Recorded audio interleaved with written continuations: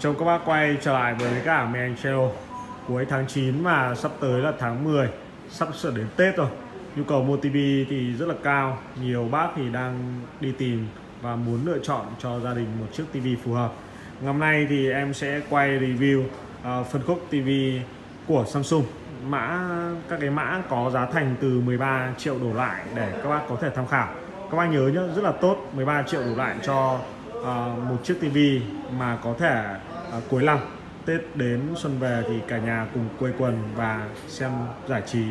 Đấy thì rất mong nhận ủng hộ của các bác bằng cách nhấn subscribe, đăng ký kênh để theo dõi những clip em quay, review, chia sẻ, so sánh các dòng tivi trên thị trường. Cảm ơn các bác.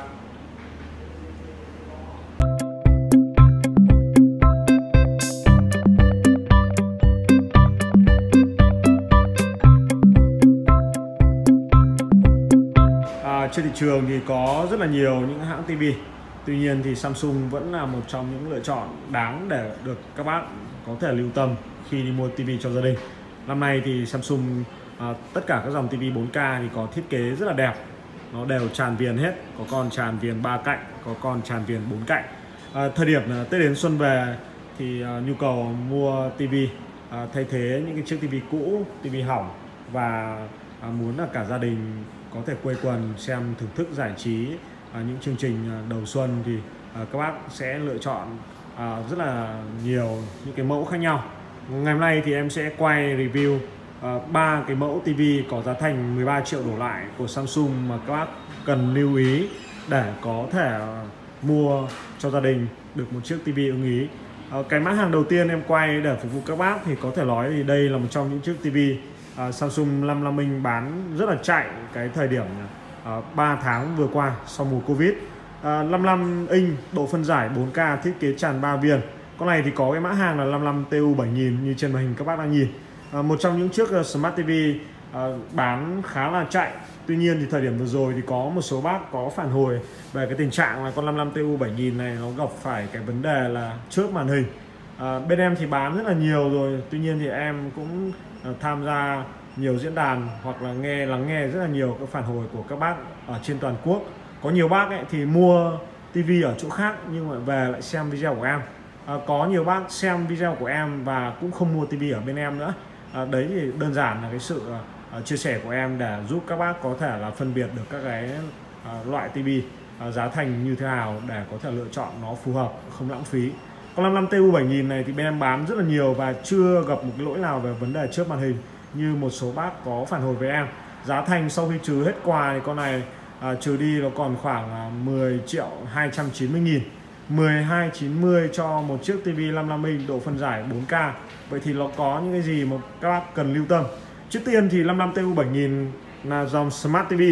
Như các bác biết rồi, Smart TV của Samsung thì tất cả từ dòng UHD cho đến QLED thì đều chạy chung một hệ điều hành gọi là Tizen OS. Hệ thống các ứng dụng giống nhau. Và năm nay thì tất cả các TV từ 4K trở lên của nó thì đều đã có Bluetooth rồi. Nó chỉ khác biệt những điểm sau. Thì sau con này sẽ quay một con cao hơn và một con cao hơn nữa để các bác cùng xem. Giá thành là rẻ nhất trong phân khúc top 3 cái TV 13 triệu đổ lại các bác nhé. 55 TU 7000 thiết kế tràn 3 viền. Đây các bác nhìn này, nó tràn viền hai cạnh, tràn viền phía trên. Chân đế màu xám chống chính giữa, chống hai bên này. Đấy, khác biệt hơn so với cả một số mẫu trên thị trường là chống ở trung tâm. Với cái thiết kế như vậy thì cũng phù hợp với các bác có hệ thống mặt kệ dài hoặc là các bác treo tường. Cái nhu cầu sử dụng TV hiện tại bây giờ với cái không gian ngôi nhà chật chội thì các bác cũng lên treo tường. Nó vừa trang trí cho cái khung tường của các bác, cũng vừa giải quyết được cái vấn đề vị trí đặt kệ rất là gọn gàng. 55 TU 7000 giá 10 triệu 290 thì nó có thiết kế tràn 3 viền, tấm màn của TV rất là mỏng. Đây các bạn nhìn này, màu đen bao trùm nên là nhìn rất là sang trọng và tinh tế. Con này thì có thể coi là một trong những chiếc TV 4K chạy smart và có những cái ứng dụng tích hợp đủ để các bác có thể giải trí rồi. Như các bác nhìn cái hệ thống ứng dụng của nó thì đây là TV mới nên là nó chưa tải hết. Còn các bác muốn tải thêm thì các bác có thể truy cập vào trong cái kho ứng dụng của Samsung, cái kho của Tizen OS thì các bác sẽ tải về rất là nhiều. Đấy. Độ phân giải 4K, có cái bộ xử lý ấy. Đây các bạn nhìn bộ xử lý của nó là gọi là Crystal Processor 4K, cho cái chất lượng nguồn tín hiệu hình ảnh thể hiện ở trên màn hình rất là trong và đẹp. Đấy. Giá thành 10.290.000. Về cơ bản thì nếu mà các bác nào muốn thêm tính năng và giá thành đắt hơn một chút để thêm một cái tính năng như này thì mời các bác cùng xem cái con thứ hai. Mã hàng thứ hai em muốn quay phục vụ các bác có thể coi là cái phiên bản nâng cấp của con TU 7000, và cái thằng này thì có tên là TU 8100. 55 TU 8001 thì có giá là 12.290.000. Các bác không lấy quà tặng thì trừ đi nó còn khoảng 11.800.000. 11.800.000 cho một chiếc tivi. Và các bác thấy nó đắt hơn con kia khoảng 1.600.000 thì nó sẽ hơn cái gì? Trước tiên thì 55 TU 8100 và hình dáng thì nó rất là giống, có cảm giác như là sinh đôi của TU 7000, không có khác gì nhiều. Nhưng mà con này sẽ có thêm những cái tính năng mà nhiều bác rất là thích, đó là tính năng voice search, tìm kiếm giọng nói chuẩn tiếng Việt. Thằng này thì sử dụng điều khiển thông minh. Các bác có thể tìm kiếm được nội dung trên YouTube, các đoạn nhạc, tên phim, tên bài hát bằng cách nói tiếng Việt rất là dễ dàng và mượt mà. Còn TU 7000 thì không, và giá thành là đắt hơn khoảng 1.600.000. Con này 11.800.000, còn thằng kia 10.290.000, 10.300.000, khoảng 1.500.000. Đấy thì các bác lưu ý, khi mà các nhà sản xuất thì họ sản xuất các cái phân khúc TV và nâng cấp dần theo các tính năng, tức là thêm tính năng thì thêm tiền, đơn giản vậy thôi.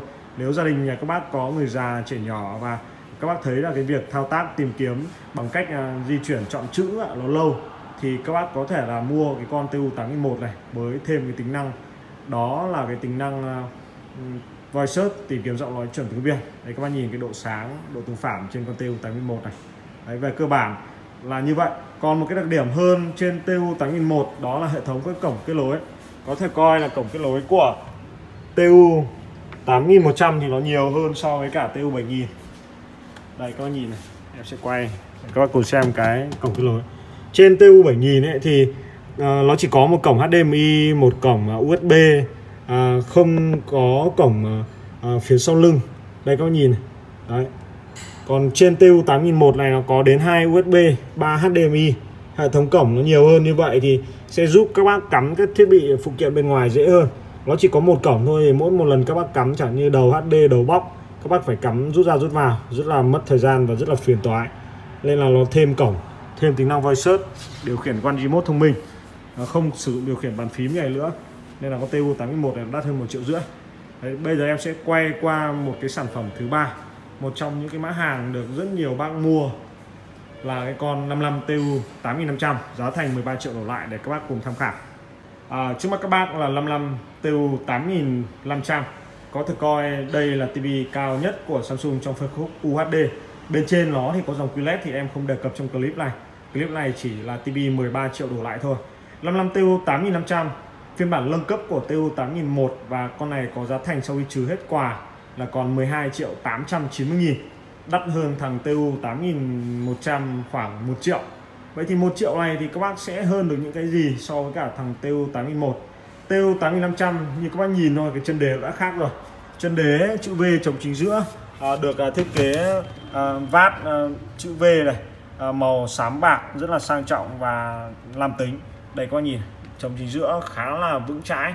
Con này thì vẫn giữ nguyên cái thiết kế tràn 3 viền như trên TU 7000 và TU 8001, nhưng nó sẽ hơn những cái điểm sau. Thứ nhất là về cái giải màu. Giải màu trên Crystal, trên TU 8500 nó sử dụng công nghệ Crystal Display, cho cái màu sắc nó rực rỡ, nó tươi hơn so với của TU 8001 và TU 7000. Con này thì có cả cái công nghệ đèn LED Dual LED. Với Dual LED thì nó chống lóa, nó cho cái góc nhìn rộng hơn, độ sáng của màn hình nó tốt hơn so với của thằng TU 8001. Với hai đèn LED kép như vậy gọi là Dual LED thì như các bác nhìn, khung hình rồi độ tương phản nó sẽ khác biệt hơn.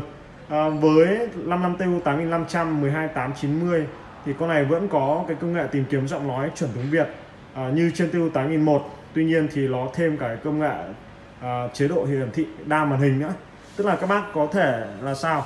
Là sử dụng điện thoại chiếu màn hình lên TV, trong khi đó thì vẫn xem màn hình TV như bình thường. Với một TV các bác có thể chia ra làm hai màn hình, vừa xem phim vừa livestream hoặc là các bác lướt Facebook chẳng hạn, rất là dễ dàng. Cái công nghệ Dual LED thì em đã nói rồi, hơn chế độ hiển thị đa màn hình multi view, và có thể coi cái phân khúc TU 8500 này thì nó còn hơn một điểm nữa, đó là cái tần số quét thực trên cái con 8500 này nó đạt đến 120 Hz cộng. Khi các bác xem các chuyển động, các video có tốc độ chuyển động nhanh ấy, thì nó sẽ mượt mà hơn nhiều so với cả trên TU 8001. Các bác có thể tìm lại một cái video em quay so sánh cái độ LED, độ sáng giữa hai con TU 85 và 8001 thì nhìn trên TU 8500 thì nó sẽ sáng hơn, trong hơn, và cái mượt mà của những khung hình chuyển động nhanh nó sẽ mượt hơn. Đấy, thì giá thành 12890 các bác nhé, để các bác cùng xem. Một trong những chiếc TV được rất nhiều các bác quan tâm. Về các công nghệ như chiếu màn hình iPhone lên TV, chiếu laptop lên TV, Bluetooth, rồi ứng dụng tìm kiếm giọng nói thì nó đã tích hợp đầy đủ trên con TU 8500 này rồi. Đấy, thì các bác vẫn biết rồi, con này là một trong những mã hàng bán rất là chạy trong phân khúc TV, giá thành 13 triệu đổ lại. Đấy, một clip rất là nhanh, tổng hợp rất nhanh để các bác cùng tham khảo. Đấy, cảm ơn các bác đã theo dõi cái clip rất là dài ngày hôm nay.